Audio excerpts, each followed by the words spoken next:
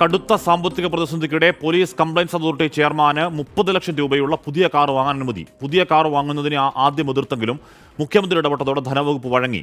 മന്ത്രിസഭാ യോഗത്തിന്റെ ആ കുറിപ്പ് പുറത്തുവന്നു. വിവരങ്ങളുമായി ഷഫീദ് റാവുത്തറാണ് വാർത്തകൾ വിവരങ്ങൾ വെച്ചിരുന്നത്. ഷഫീദ്, എന്തു പറഞ്ഞാണ് ധനവകുപ്പ് ഈ പറയുന്ന പുതിയ കാർ വാങ്ങാനുള്ള തീരുമാനത്തെ ആദ്യം എതിർത്തത്? മുഖ്യമന്ത്രി ഇടപെടൽ എങ്ങനെയായിരുന്നു ഷഫീദ്?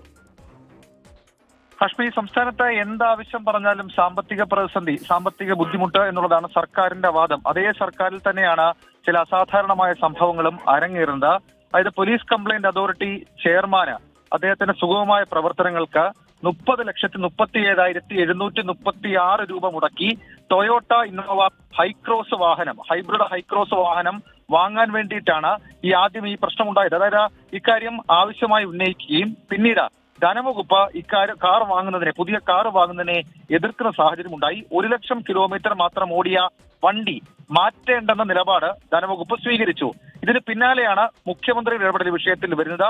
മുഖ്യമന്ത്രി ഇടപെട്ടതോടെ ധനവകുപ്പ് വഴങ്ങി 30 ലക്ഷം രൂപയുള്ള പുതിയ വാഹനത്തിന് അനുമതി നൽകി. അത് സൂചിപ്പിക്കുന്ന മന്ത്രിസഭാ യോഗത്തിന്റെ കുറിപ്പാണ് ഇപ്പോൾ പുറത്തു വന്നിരിക്കുന്നത്. ഗതാഗത വകുപ്പിലും വനം വകുപ്പിലും ഉൾപ്പെടെ വാഹന പ്രതിസന്ധി ഉണ്ട്. അതായത് പോലീസിലും ആ പ്രതിസന്ധി ഉണ്ട്. പ്രത്യേകിച്ച് പട്രോളിംഗ് അടക്കം പോലീസ് വെട്ടിക്കുറച്ചത് വാഹന പ്രതിസന്ധി അടക്കം പശ്ചാത്തലത്തിലാണ് എന്നുള്ള ആക്ഷേപങ്ങൾ വകുപ്പിൽ നിന്ന് തന്നെ ഉയരുന്ന സാഹചര്യത്തിലാണ് ധനവകുപ്പിന്റെ എതിർപ്പ് മറികടന്ന് പോലീസ് കംപ്ലയിന്റ് അതോറിറ്റി ചെയർമാന് 30 ലക്ഷം രൂപയുടെ കാർ വാങ്ങാനുള്ള മുഖ്യമന്ത്രിയുടെ നീക്കവും അതിന് അംഗീകാരം കൊടുത്തുകൊണ്ടുള്ള തീരുമാനങ്ങളൊക്കെ പുറത്തു വരുന്നതും. ഹാഷ്മി, അല്ല ഷഫീദ്, എന്ന് പറഞ്ഞാൽ പെട്രോളും ഡീസലും അടിക്കാൻ പൈസയില്ല പോലീസ് വണ്ടിക്ക് എന്ന വാർത്തകൾ വന്നു തുടങ്ങിയിട്ട് കുറേ നാളായി. അപ്പോൾ അതിനിടയിൽ ഈ പോലീസ് കംപ്ലയിന്റ് അതോറിറ്റി ചെയർമാനോട് എന്തുകൊണ്ടാണ് അത്ര കണ്ട് സ്നേഹം? ഈ 1 ലക്ഷം കിലോമീറ്റർ എന്ന് പറഞ്ഞാൽ അത് കാറ് കണ്ടം ചെയ്യേണ്ട മട്ടിൽ ഓടിയ വണ്ടിയാണോ അത് ഷഫീദ്?